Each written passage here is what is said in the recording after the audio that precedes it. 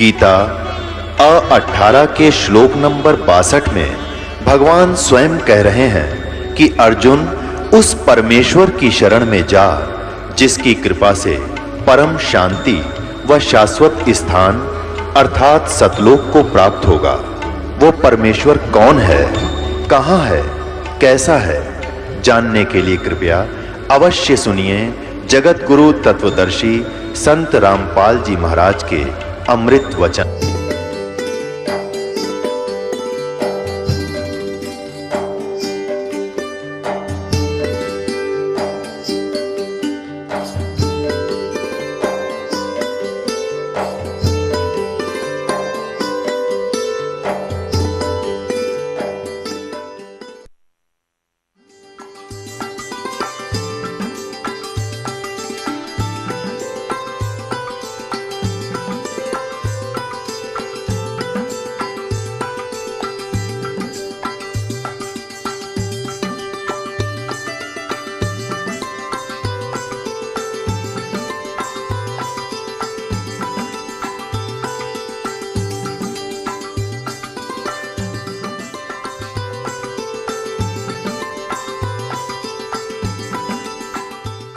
और बात तेरे काम न आवे, संतों शरण लाग रे। के सोवे गफलत में बंदे, जाग जाग नर जाग रे, जाग जाग नर जाग रे। कुब्द कांचड़ी चढ़री चत पे, तू ओया मनुष्य से नाग रे। कुब्द कांचड़ी चढ़री चत पे, तू ओया मनुष्य से नाग रे। सूझे नहीं सजन सुख सागर, बिना प्रेम बैराग रे, बिना प्रेम बैराग रे। और बात तेरे काम न आवे, संतों शरण लाग रे। के सोवे गफलत में बंदे, जाग जाग नर जाग रे, जाग जाग नर जाग रे। अर सुमरे सो हंस कवावे, ये कमी क्रोधी काग रे। अर सुमरे सो हंस कवावे, ये कमी क्रोधी काग रे। भोरा न भर में विष के बन में, चल बेगमपुर बाग रे, चल बेगमपुर बाग रे। और बात तेरे काम न आवे, संतों शरण लाग रे। के सोवे गफलत में बंदे, जाग जाग नर जाग रे, जाग जाग नर जाग रे। शब्द सैन सतगुरु की पेछानी, पाया अटल सुहाग रे। शब्द सैन सतगुरु की पेछानी, पाया अटल सुहाग रे। नितानंद महबूब गुमनी, परगट पूर्ण बाग रे, परगट पूर्ण बाग रे। और बात तेरा काम न आवे, संतों शरण लाग रे। के सोवे गफलत में बंदे, जाग जाग नर जाग रे, जाग जाग। अब क्या बताते हैं, और बात तेरा काम नहीं आवे, संतों शरण लाग रे। क्या सोवे गफलत में बंदे, जाग जाग नर जाग रे। अब परमात्मा ने हमें क्या याद दिलाया है, मन नेकी कर ले, दो दिन का मेहमान। मन नेकी कर ले, दो दिन का मेहमान। मन नेकी कर ले, दो दिन का मेहमान। जोरू लड़का कुटुम कबीला, दो दिन का तन मन का मेला। जोरू लड़का कुटुम कबीला, 2 दिन का तन मन का मेला। अंत समय उठ चले अकेला, ये तज माया मंडान। मन ने की कर ले 2 दिन का मेहमान, मन ने की कर ले 2 दिन का मेहमान। कहाँ से आया कहाँ जाएगा, तन छूटे तब कहाँ समावेगा। कहाँ से आया कहाँ जावेगा, तन छूटे तब कहाँ समावेगा। आखिर तुझको कौन कहेगा, गुरु बिन आत्म ज्ञान। मन ने की कर ले 2 दिन का मेहमान, मन ने की कर ले 2 दिन का मेहमान। कौन तुम्हारा सच्चा साईं, झूठी है ये सकल सगाई। परमात्मा कहते हैं ये नाते रिश्ते ये बिल्कुल अस्थायी हैं। मृत्यु होने के उपरांत ना ये आपके ना आप इनके। कौन तुम्हारा सच्चा साईं, झूठी है ये सकल सगाई। चलने से पहले सोच रे भाई, कहाँ करेगा विश्राम। मन ने की कर ले 2 दिन का मेहमान, मन ने की कर ले 2 दिन का मेहमान। रहट माल जो पनगट जो भरीता, आवत जावत भरे और रीता। रहट माल पर घट जो भरीता, आवत जावत भरे और रीता। जुगन जुगन तू मरता जीता, करवाले रे कल्याण। मन ने की कर ले 2 दिन का मेहमान, मन ने की कर ले 2 दिन का मेहमान। 184 की सह तरासा, ऊंच नीच कर लेता बासा। 184 की सह तरासा, ऊंच नीच कर लेता बासा। कह कबीर सब मिटाऊं रसा, कर मेरी पहचान। मन ने की कर ले 2 दिन का मेहमान, मन ने की कर ले 2 दिन का मेहमान, मन ने की कर ले। 184 की सह तरासा, ऊंच नीच कर लेता बासा। 184 की सह तरासा, ऊंच नीच कर लेता बासा। कह कबीर सब मिटाऊं रसा, कर मेरी पहचान। मन ने की कर ले 2 दिन का मेहमान, मन ने की कर ले 2 दिन का मेहमान।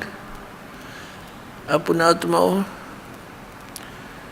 परमात्मा हमारे लिए कितने तड़फ रहे हैं, किस किस प्रकार से हमें चेतावनी दे रहे हैं।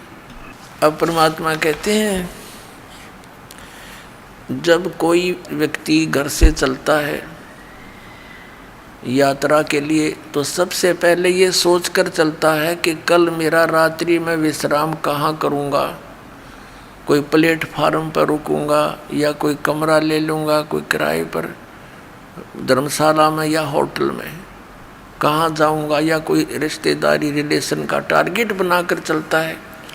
परमात्मा कहते हैं, जब तू संसार छोड़कर जाता है, इसकी इतने आपको कभी चिंता ही नहीं बिल्कुल भी कि यहाँ से जाने के बाद तेरा ठिकाना कहाँ होगा। कम से कम चलने से पहले वो ठिकाना तो बना ले अपना।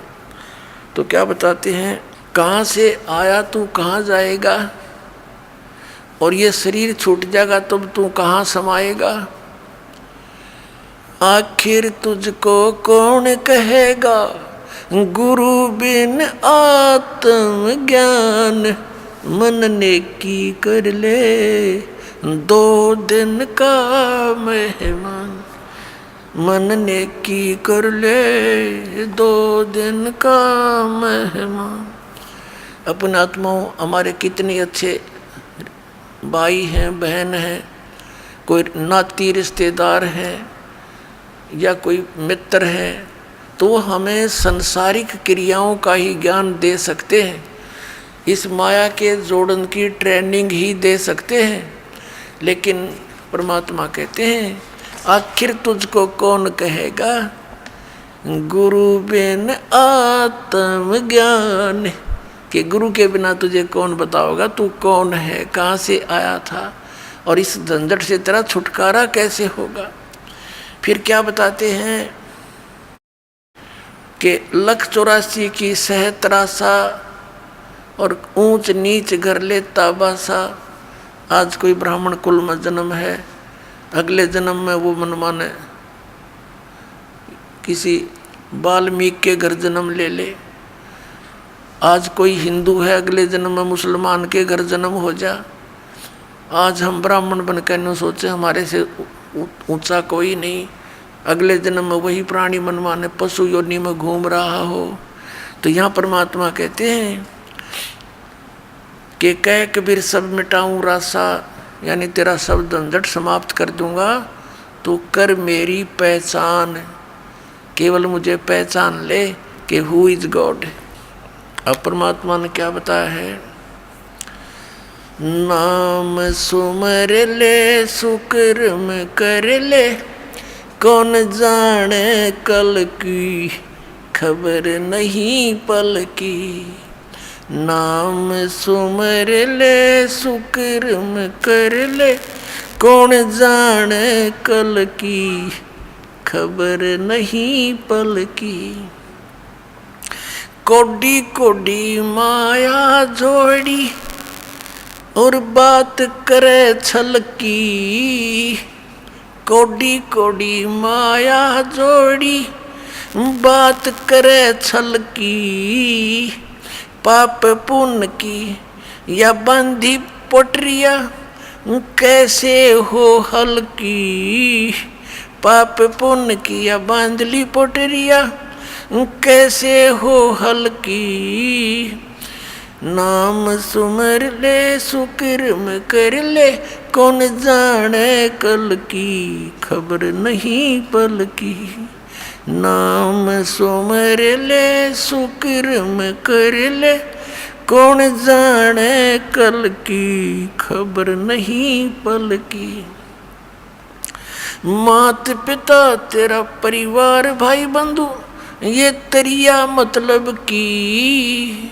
मात पिता परिवार भाई बंधु तरिया मतलब की। चलती बरिया कोई न साथी या मट्टी जंगल की खबर नहीं पल की।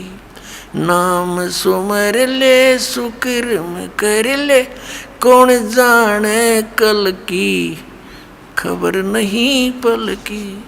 नाम सुमर ले सुकर्म कर ले, कौन जाने कल की खबर नहीं पल की। तारों बीच चंद्रमा जो झलके, तेरी महिमा झला झलकी।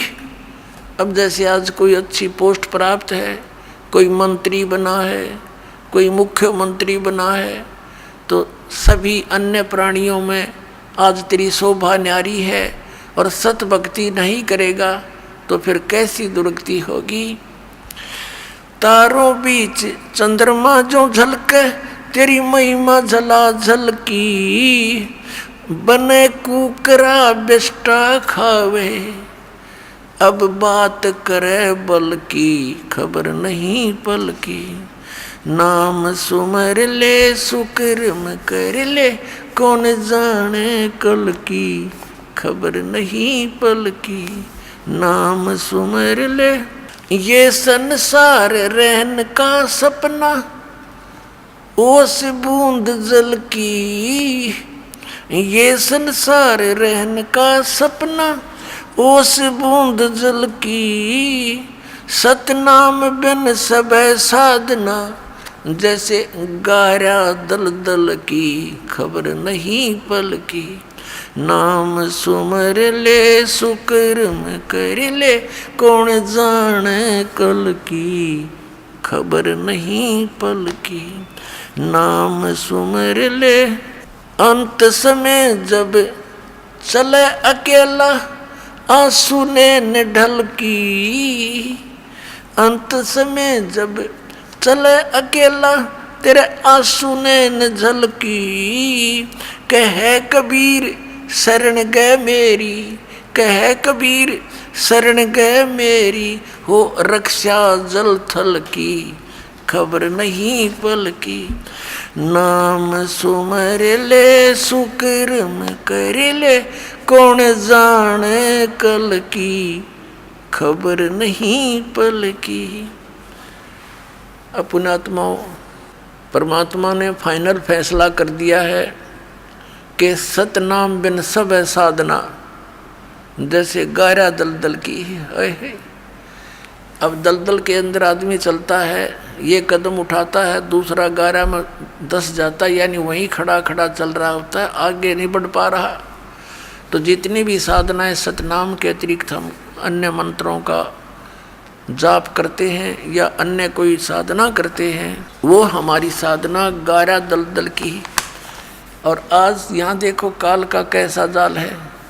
आज सबके पास मान लीजिए बच्चे हैं, संतान संपत्ति है, अच्छी सुविधाएं हैं, और हम ये सोच रहे हैं बस बहुत ठीक ठाक ठीक काम चल रहा है, और एक समय 1 मिनट में मृत्यु हो जा, या हमारे याद को ना याद है तो सरसरी तौर पर है।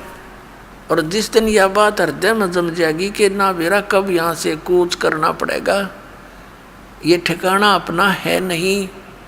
जब तक हम यहाँ हैं वो अलग बात है कि हम एक शिष्टाचार से रहें, क्योंकि हम भक्त हैं, इंसान हैं, आपस में प्यार से रहें, लेकिन जाने के समय की बात को याद रखें। अब क्या बताते हैं परमात्मा के अंत समय जब चले अकेला, तेरे आंसू ने ढलकी, तेरी आंखों में आंसू आओगे कि कहाँ जाऊँगा, कहाँ ठिकाना होगा। तो परमात्मा कहते हैं कह कबीर शरण गए मेरी, तेरी हो रक्षा जल थल की। मेरी शरण में आ, तेरी सारे रक्षा करूँगा। जब यहाँ से चलेगा, संसार छोड़कर आगे खड़ा पाओगा परमात्मा हमारे, और कहेगा बेटा चल चलेंगे, जहाज में बैठा के ले जाएगा।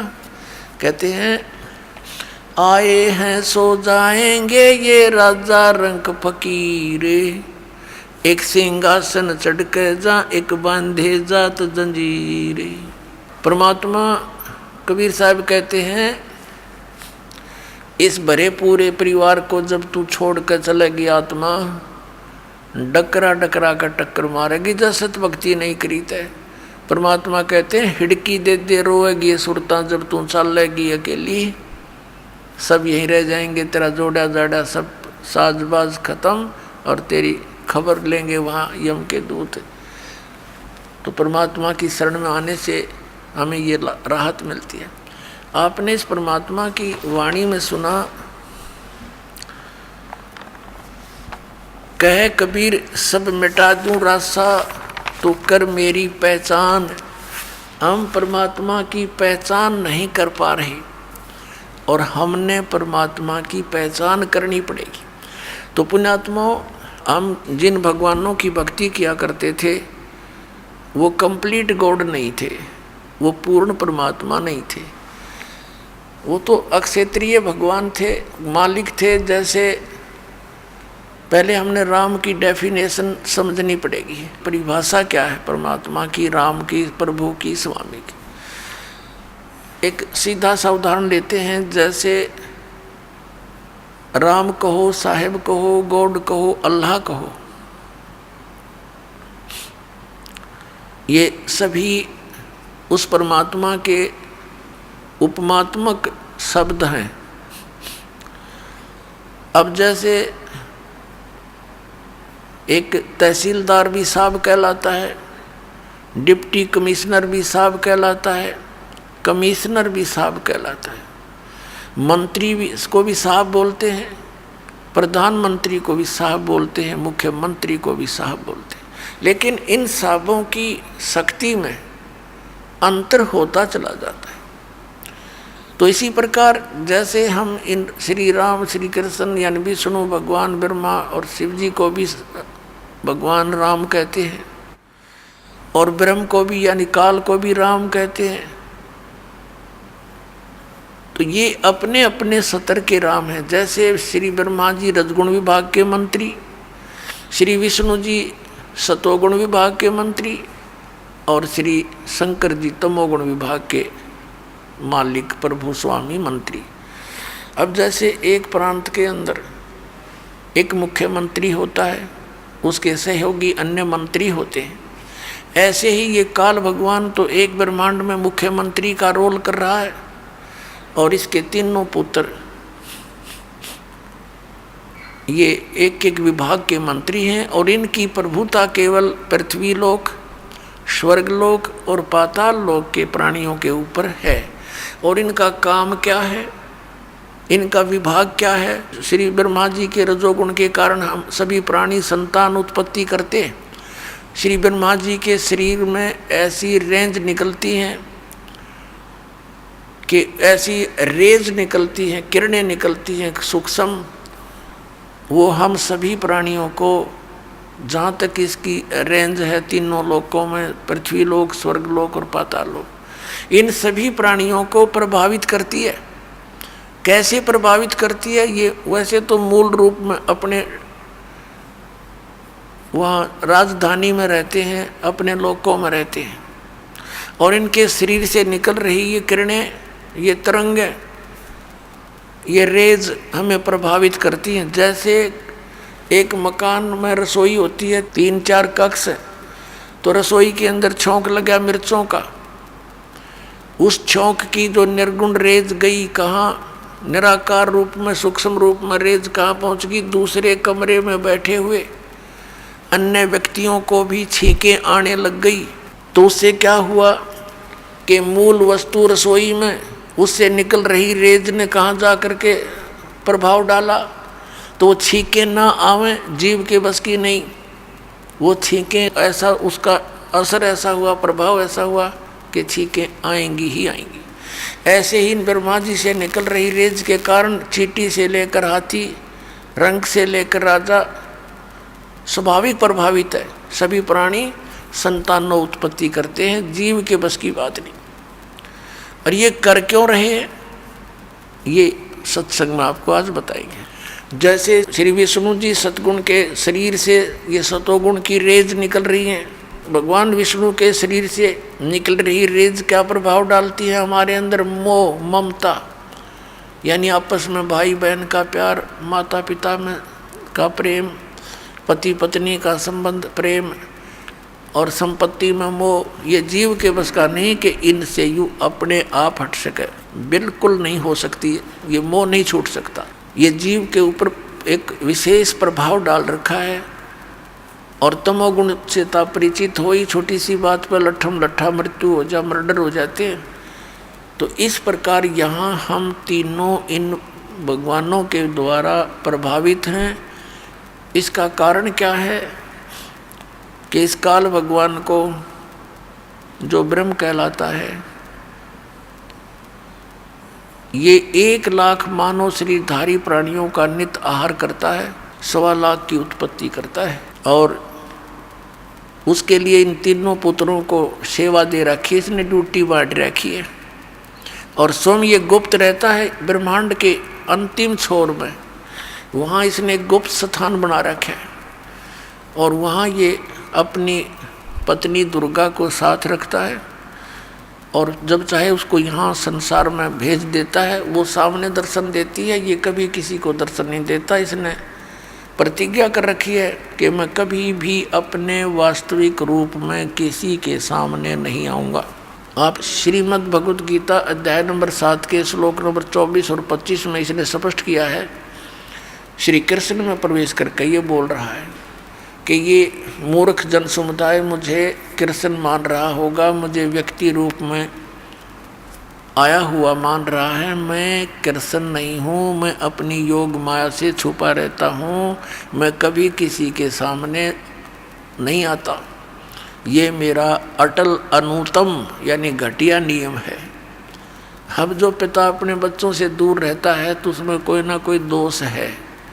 तो ये दोष है इसमें। 1 लाख मानव शरीरधारी प्राणियों को ये नित्य खाता है और 1.25 लाख की उत्पत्ति करता है। अपने आत्माओं,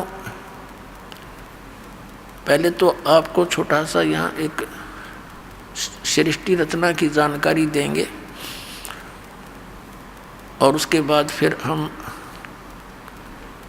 आपको परमात्मा के विषय में जानकारी देंगे, परमात्मा की पहचान बताएंगे। अब सृष्टि रचना परमात्मा ने स्वयं आकर यथार्थ बताई है। चारों वेद भी यही गवाही देते हैं कि परमात्मा ही अपने द्वारा रची हुई सृष्टि को ठीक ठीक बताता है, विस्तार के साथ बताता है।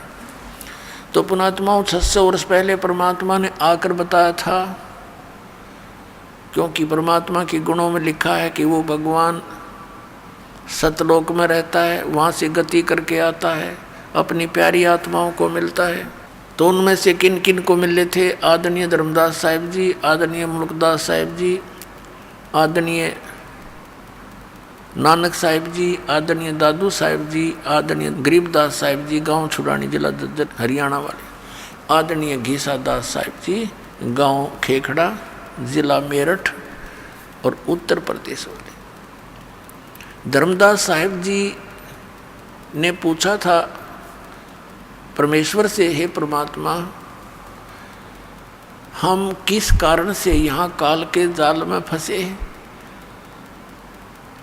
और ये सृष्टि रचना कैसे हुई की परमात्मा आपने? तब परमात्मा ने क्या बताया था?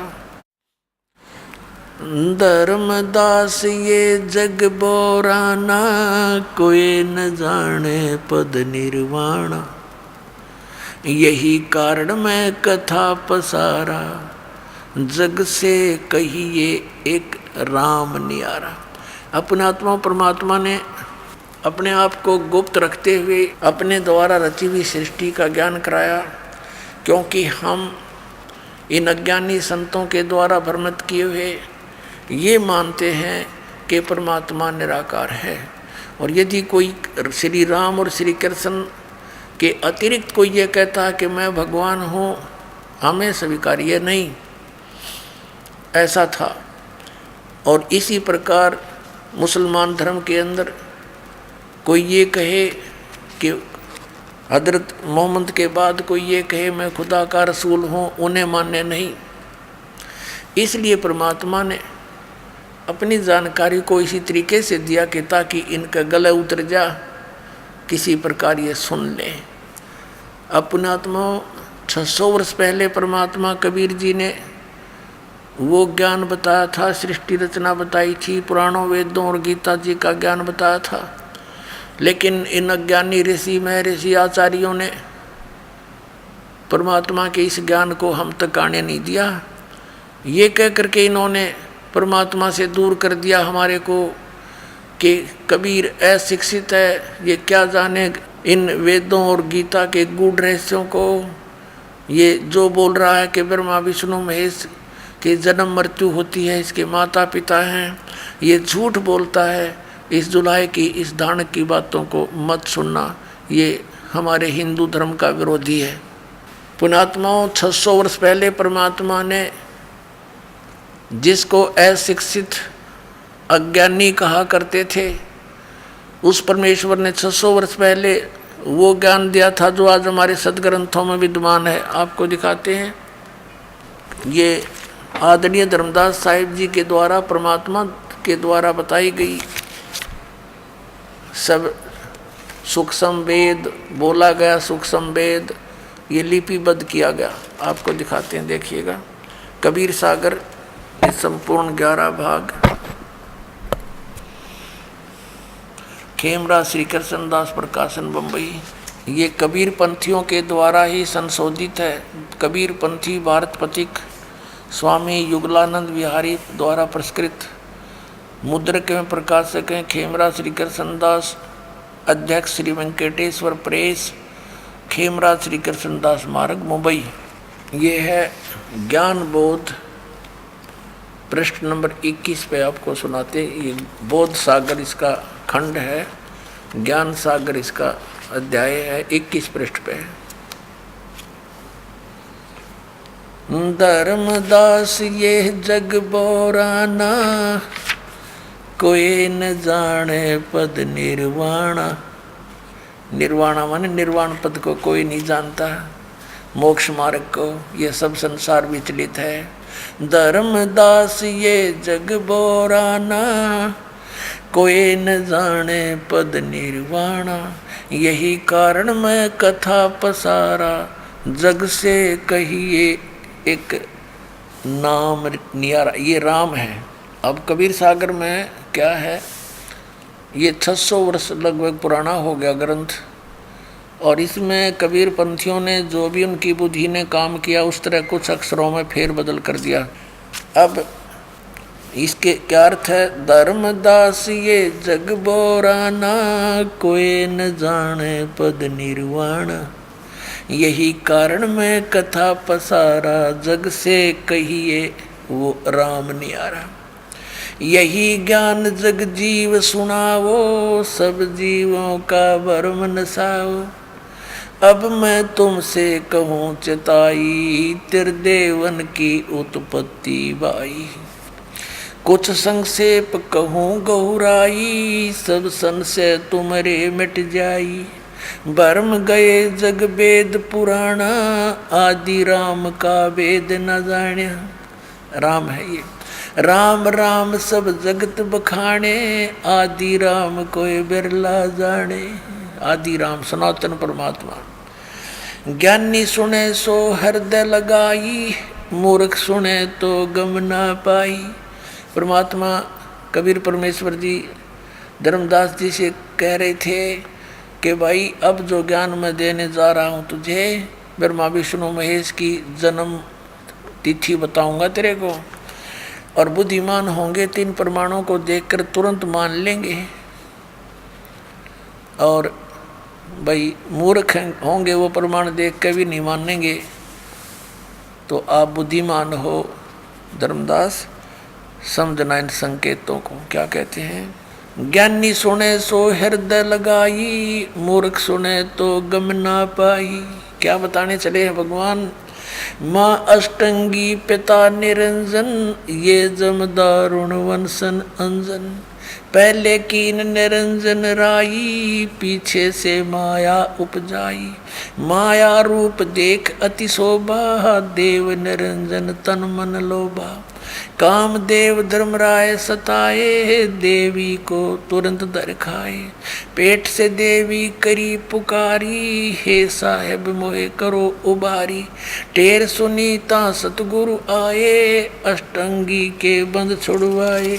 धर्मराय को हिकमत कीन्या, नख रेखा से भग कर लीन्या। धर्मराय करे भोग विलासा, माया को रही तब आशा। तीन पुत्र अष्टंगी जाए, ब्रह्मा विष्णु शिव नाम धराए। तीन देव विस्तार चलावे, इनमें यो जग धोखा खावे। पुरुष गम कैसे को पावे, काल निरंजन जग भरमावे। तीन लोक अपने सुत दीन्या, सुन निरंजन बासा लीन्या। अलख निरंजन सुन ठिकाना, ब्रह्मा विष्णु शिव भेद न जान्या। तीन देव सो उसको ध्यावे, निरंजन का वो पार न पावे। अलख निरंजन बड़ा बटपारा, तीन लोक जीव कीन आहारा। ब्रह्मा विष्णु शिव नहीं बचाए, सकल खाए पुन दूर उड़ाए। तिनके सुत हैं तीनों देवा, ये अंदर जीव करते हैं सेवा। सेवा माने पूजा। ये इस काल और दुर्गा के ये तीन बेटे हैं, ब्रह्मा विष्णु महेश। रजगुण ब्रह्मा, सतगुण विष्णु, तमगुण शिव जी। तिनके यानी उनके सुत यानी पुत्र हैं ये तीनों देवा, ब्रह्मा विष्णु महेश। और अंधर जीव करते हैं सेवा, ये तत्व ज्ञानहीन अंधे इन ब्रह्मा विष्णु महेश की पूजा करते हैं। देखिए, तिनके सुत है तीनों देवा, अंधर जीव करते हैं सेवा। अकाल पुरुष का हो नहीं चिन्या, काल पाए सभी गए लीन्या। तीन देव और असुर अवतारा, ताको वजह सकल संसारा। तीन गुणों का ये विस्तारा, धर्मदास मैं कहूँ पुकारा। गुण तीनों की भक्ति में ये भूल पड़ो संसार। कहे कबीर निज नाम बिनो कैसे उतरे पार। अपने आत्माओं, धर्मदास जी पवित्र हिंदू धर्म में जन्मे थे। श्री विष्णु और श्री शंकर भगवान, श्री कृष्ण जी, रामचंद्र जी के एक विशेष भगत थे। और जैसा भी उसके गुरु रूपदास जी ने मार्गदर्शन कर रखा था, उसके आधार से वो दृढ़ होकर इन्हीं भगवानों पर लगे हुए थे। और ये जानकर लगे हुए थे ये अजरो अमर है, सर्वेश्वर है, महेश्वर है।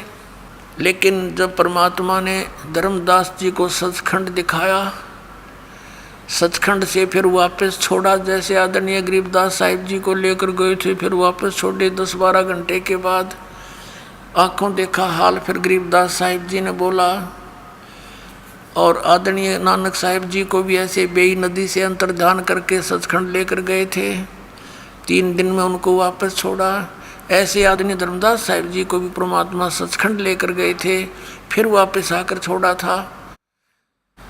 तब धर्मदास जी ने कहा था, ये भगवान परमात्मा तो आप हो, और ये वेदों में और पुराणों में ब्रह्मा विष्णु महेश को अजरो अमर लिख रखा है, सबका मालिक लिखा हुआ है, इनके कोई माता पिता नहीं। धर्मदास ने कहा, हे परमात्मा फिर तो ये वेद और कतेब सब झूठे हैं, हमें तो निराकार भगवान बताया। या तो सब कुछ सारे ही साकार हैं, ब्रह्मा विष्णु महेश साकार है, यो निरंजन काल साकार है, और मालिक आप भी साकार हैं, मनुष्य दृश्य है।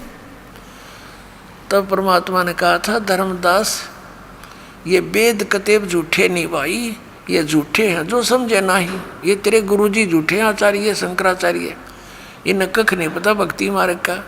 ये ब्रह्मा विष्णु महेश की भक्ति बतावें, इनको अजरो अमर बतावें और सर्वेश्वर बतावें, इन्हीं को नारायण और परमात्मा बता रहे हैं। और इनके इतिहास में लिखा है कि इन तीनों गुणों की भक्ति नहीं करनी चाहिए। तीनों देवताओं की भक्ति जो करते हैं वो राक्षस स्वभाव को धारण किए मनुष्यों में नीच दूषित कर्म करने वाले मूर्ख कहे। श्रीमद् भगवद गीता अध्याय नंबर 7 के श्लोक 12 से लेकर 15 तक। तब परमात्मा ने धर्मदास जी से कहा, बेटा अब ये ज्ञान तुझे मैं बताने जा रहा हूँ, इसको अभी सीक्रेट रखना।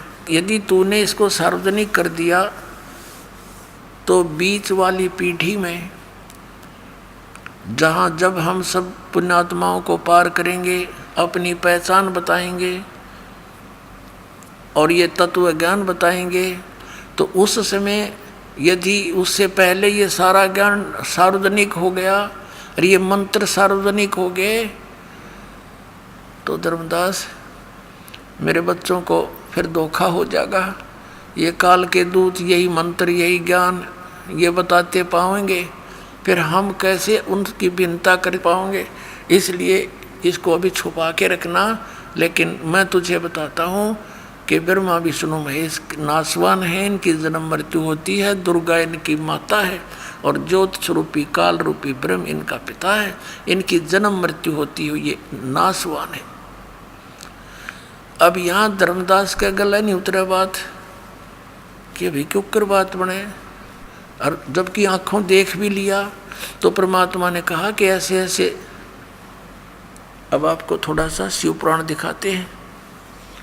तीनों देवताओं की उत्पत्ति का हमारे पुराणों में जिक्र है। देखिए शिव पुराण, संक्षिप्त शिव पुराण गीता प्रेस गोरखपुर से प्रकाशित है।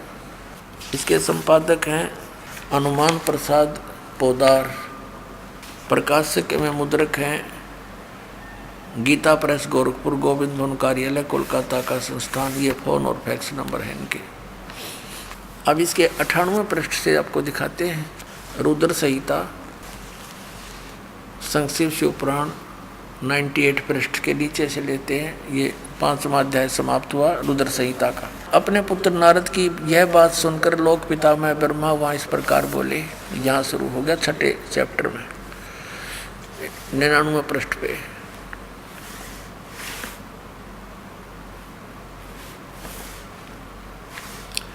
ब्रह्मा जी ने कहा, ब्रह्मन देव शिरोमणे, तुम सदा समस्त जगत के उपकार में लगे रहते हो। तुमने लोगों के हित की कामना से बहुत उत्तम बात पूछी है। जिस समय चराचर जगत नष्ट हो गया था, सब जगह जल ही जल था, कुछ भी ना था, उस समय सत तत्सत ब्रह्म इस श्रुति में सत सुना जाता है, एकमात्र वही शेष था। अब देखना 100 पृष्ठ पे, शिवपुराण 100 पृष्ठ पे, जिस परब्रह्म के विषय में, ये इसको परब्रह्म कहते हैं काल को, जिस परब्रह्म के विषय में ज्ञान और अज्ञान से युक्त पूर्ण युक्त युक्तियों द्वारा इस प्रकार विकल्प किए जाते हैं, कुछ ज्ञान कुछ अज्ञान, यानी सच्चा झूठा। उसने कुछ काल के बाद द्वितीय की इच्छा प्रकट की, उसके भीतर एक से अनेक होने के संकल्प उदित हुए। तब उस निराकार परमात्मा ने अपनी लीला शक्ति से अपने लिए मूर्ति यानी आकार की कल्पना की। जो मूर्ति रहित परम ब्रह्म है उसकी मूर्ति ये भगवान सदाशिव है। अर्वाचीन और प्राचीन विद्वान उन्हीं को ईश्वर कहते हैं। उस समय एकाकी रहकर स्वेच्छानुसार विहार करने वाले सदाशिव ने अपने विग्रह से स्वयं ही एक स्वरूप भूता शक्ति की सृष्टि की। अब ये तो ब्रह्मा बोल रहा है, कुछ परमात्मा से सुना हुआ ज्ञान, कुछ अपनी अटकलबाजी। वास्तविकता ये थी कि काल ने दुर्गा को खा लिया था, शक्ति को परमात्मा ने इसके पेट से निकाली थी और फिर उनको सतलोक से निष्कासित कर दिया था।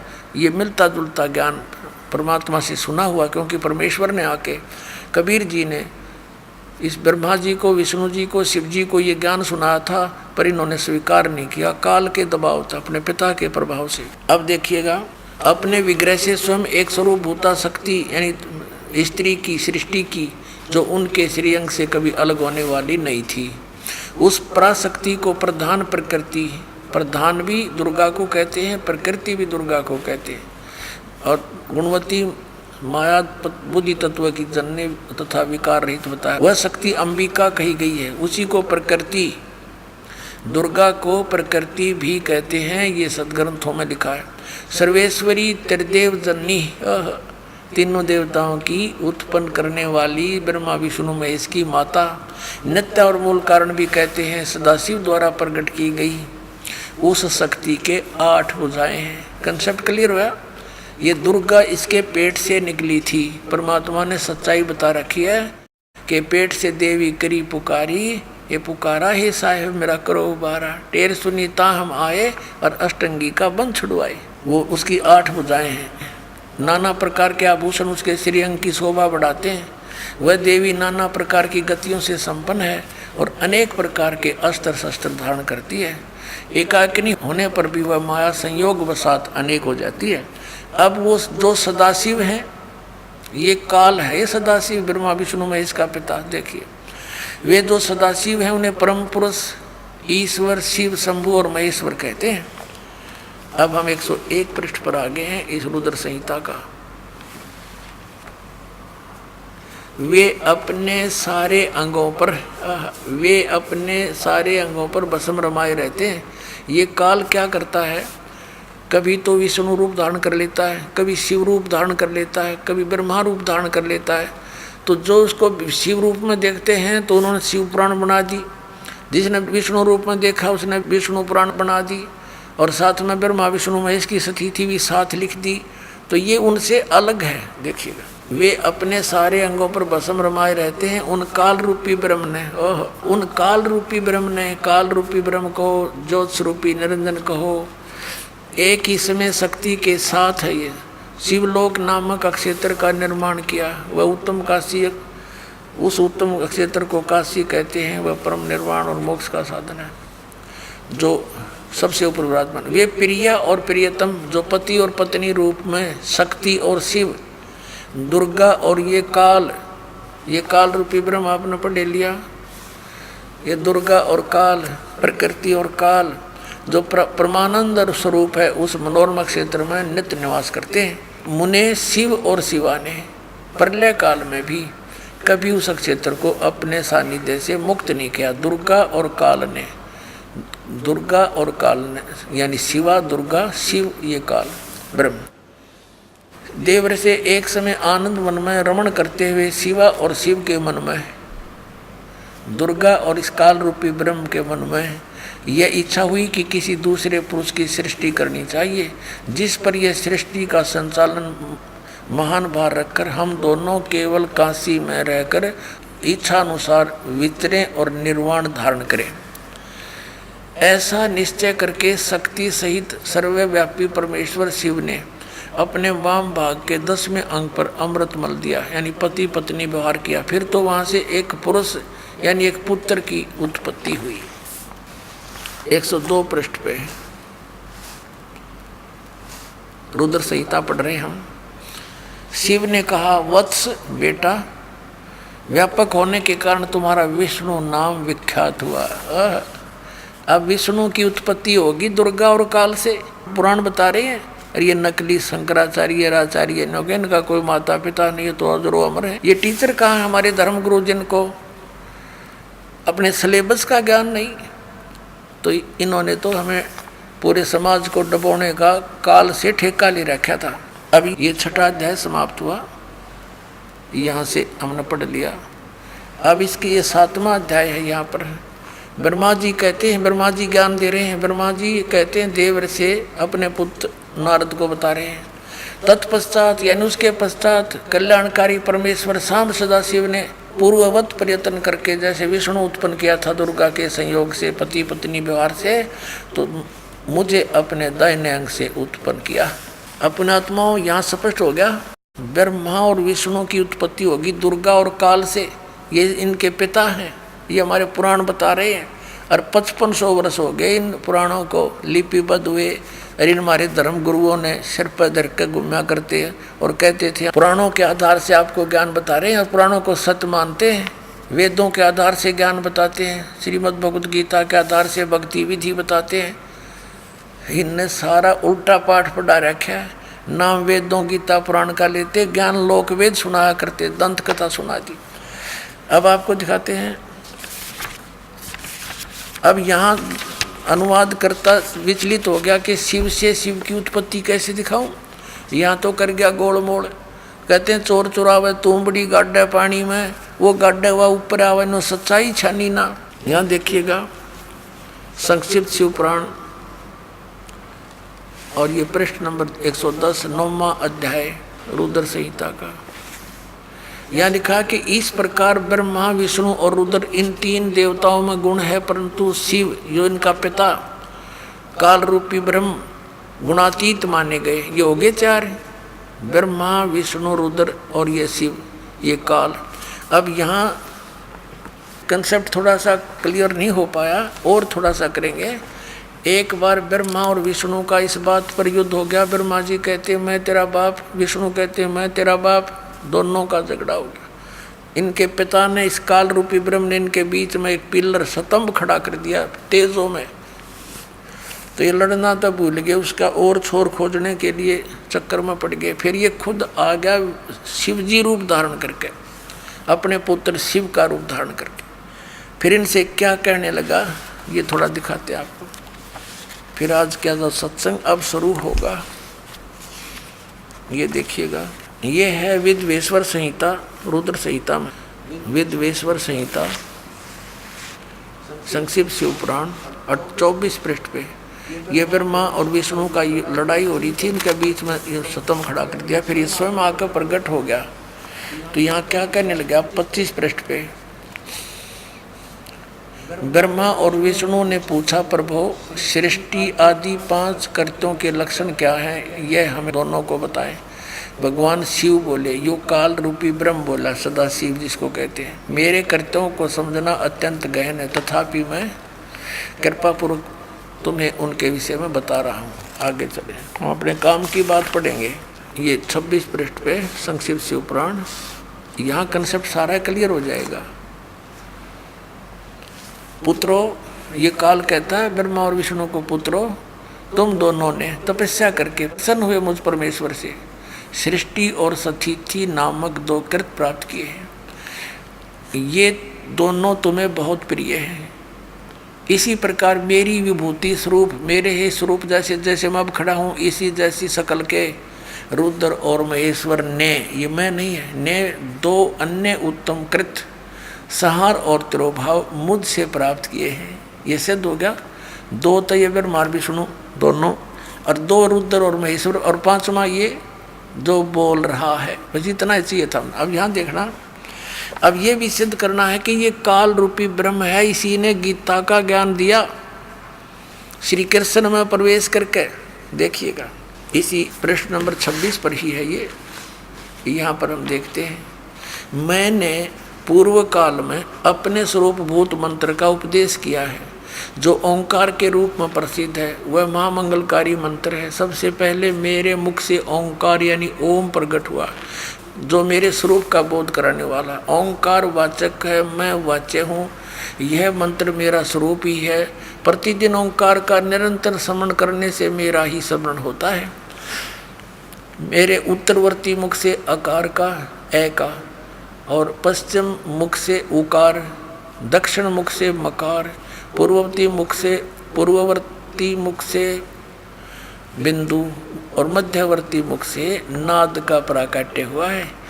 इस प्रकार 5 अवयव से युक्त ओंकार का विस्तार हुआ है। इन सभी अवयव से एकीभूत होकर वह प्रणव यानी ओम नामक एक अक्षर हो गया। ओम एक अक्षर हो गया। ये ओम नमः शिवाय है ना, ये अलग लिखा हुआ, ये किसी इस मूल पाठ में नहीं है। ये 5 अवते से ने बता दिए, इन 500 तो मिलकर एक हो गया। तो ये कहते हैं ये ओम नमः शिवाय 5 अक्षर मंत्र हो गया। नहीं, ये गलत मंत्र है, ये नहीं है ये मंत्र। ये मंत्र इसने स्पष्ट कर दिया कि मेरा एक अक्षर ओम है। अब थोड़ा सा इसमें दिखाते हैं, और ये भी कंसेप्ट क्लियर हो गया। ब्रह्मा विष्णु महेश से अन्य है ये बोलने वाला, ये इनका पिता है, ये काल रूपी ब्रह्म है। इसी ने श्री कृष्ण में प्रवेश करके गीता जी का ज्ञान दिया। श्रीमद् भगवद गीता अध्याय नंबर 8 के श्लोक नंबर 13 में आपको दिखाते हैं ये क्या कहता है। इससे कंसेप्ट क्लियर हो जाएगा कि गीता ज्ञानदाता भी यही है।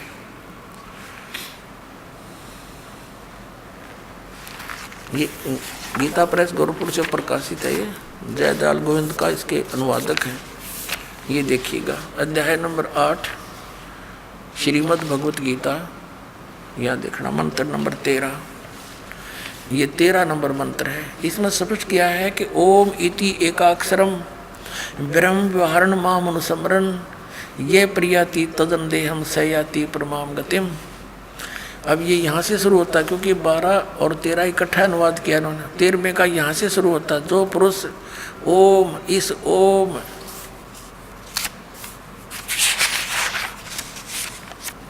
यह एकाक्षर ब्रह्म, एक अक्षर रूप, यानी ओम एक अक्षर का ब्रह्म। ये दोनों अनुवाद गलत किया है। एक अक्षर रूप ब्रह्म को उच्चारण करता हुआ, मुझ निर्गुण ब्रह्म का निरंतर चिंतन करता शरीर को त्याग कर जाता है, वह पुरुष परम गति को प्राप्त होता है। अब मूल संस्कृत देखना, मूल पाठ में क्या लिखा है कि ओम इति एकाक्षरम ब्रह्म व्यवहारन माम अनुस्मरण माम ब्रह्म, मुझ ब्रह्म का केवल यह ओम, ये ओम इति एक अक्षरम, ये एक अक्षर ओम है, उच्चारण करके सिमरण करता हुआ यह प्रियाति तदन्देहम सयाति परमाम गति। अब ये स्पष्ट हो गया कि गीता जी का ज्ञान भी इस काल रूपी भगवान ने ही दिया है, और ये ब्रह्मा विष्णु महेश का पिता है, दुर्गा इनकी माँ है। ये तो इन सदग्रंथों ने, पवित्र सदग्रंथों ने आज आपके समक्ष ये गवाही दे दी। और 600 वर्ष पहले परमात्मा स्वयं बता कर गए थे कि इनकी जन्म मृत्यु होती है, ये अविनाशी नहीं है, इनके माता पिता हैं। तो पुण्यात्माओं कौन है भगवान? Kabir is God. वो कबीर परमात्मा जिसको अशिक्षित कहा करते थे कि क्या जाने ये दानक सदग्रंथों के बारे में, और उस परमात्मा के द्वारा दिया हुआ ज्ञान 600 वर्ष पहले प्रमाण। तो इनसे अब हमें ये दृढ़ होगा कि हु इज गॉड। अपने आत्माओं, जब धर्मदास जी को ये बात समझ में आ गई कि भगवान सारी है साची, तो कहा है भगवान, हे परमात्मा, हमारा उद्धार कैसे होगा? आपकी बात को कोई सुनता ही नहीं। ये मालिक, आपके बच्चे आपको कैसे पहचानेंगे? तो परमात्मा ने कहा, धर्मदास, इस काल का मेरा एक कंप्रोमाइज हो रहा है, एग्रीमेंट हो रहा है। इसने मेरे से कहा था 3 युगों में जीव थोड़े ले जाना, मेरे से वचनबद्ध कर दिया था मुझे, और चौथे युग में कितने ही जीव ले जाना। तो चौथा युग ही भावेगा, आ गया है चौथा युग कलयुग। और इस कलयुग के बीच का जो समय है, बीच की क्रीम, इसमें मैं अपनी आत्माओं को पार करूंगा और फिर मैं ही चलकर आऊँगा। तब तक ये काल मेरे नाम तय 12 पंथ चलाओगा नकली, और उसके बाद फिर और अनेक पंथ चलाओगा, सबको भ्रमित करेगा। इसने कहा था कि 12 पंथ करूँ मैं साजा, नाम तुम्हारा ले करूँ आवाजा। इन 12 पंथ नाम जो ले ही मेरे मुख में आन समोही। ये 12 तो कबीर पंथ के, कबीर जी के नाम से कबीर पंथी कहलाते। ये काल के सारे पारों के 12 के 12। फिर कहा, और अनेक पंथ चलाऊं या विद जीवों को भरमाऊं, देवी देवल और धाम पुजाऊं। कहा था, जोग जीत जाओ संसारा, जीव न माने कहा तुम्हारा। जीव तुम्हारा कहा न माने, हमरी ओर हो बाद बखाने। कहा था, काल नहीं सा कर दूंगा कि तेरी बात ने कोई नहीं सुनेगा, नकली सतलोक की महिमा गाने वाले नरे पंथ चला दूंगा। जब तुम जाओगे उससे पहले तो सारा डूंडा पाट दूंगा, और तेरे दूत का जो तुम भेजेगा या आओगे तुम, तुम्हारी कोई नहीं सुनेगा। तब धर्मदास ने कहा, भगवान, फिर कैसे बात पड़ेगी दाता? आगे तो कलयुग घोर आवेगा। अब तो लोग बहुत धार्मिक हैं, परमात्मा को चाहने वाले, डरने वाले हैं, और फिर कब दया होगी दाता? अब न मान रही है आपकी एक भी बात को। तो परमात्मा ने कहा था, धर्मदास, जब युग कलयुग 5505 वर्ष जब बीत जाएगा, तब हम अपने इस ज्ञान का प्रचार करेंगे। तब मैं अपने दास को भेजूंगा, और वो जो है मेरी ही शक्ति के आधार से सब ज्ञान प्रचार करेगा। पहले तो पुण्यात्माओं, हम आपको सद्ग्रंथ दिखाते हैं कि जब कलयुग बीते 5505, तब ये मेरा वचन होगा सच्चा। ये 12 पंथ काल फरमाना, भूले जीव न जाओ ठिकाना। ये थोड़ा सा आपको भेज देंगे, क्योंकि परमात्मा की भक्ति के लिए तो आप तड़प ही रहे हो, परमात्मा की महिमा से आप परिचित भी हो, तभी तो उसकी खोज में लगे हो। कोई कहीं गया, कोई कहीं गया, कोई किसी संत के पास, कोई पंथ में, अलग अलग धर्म भी बनाए हमने, शायद हमारा कल्याण हो जाए। भगवान कबीर साहब कहते हैं, जब तक मेरी पहचान तुझे नहीं होगी प्यारी आत्मा, तो दृढ़ नहीं हो सकता। तो दास चाहता है आपको परमात्मा की पहचान करा दूं।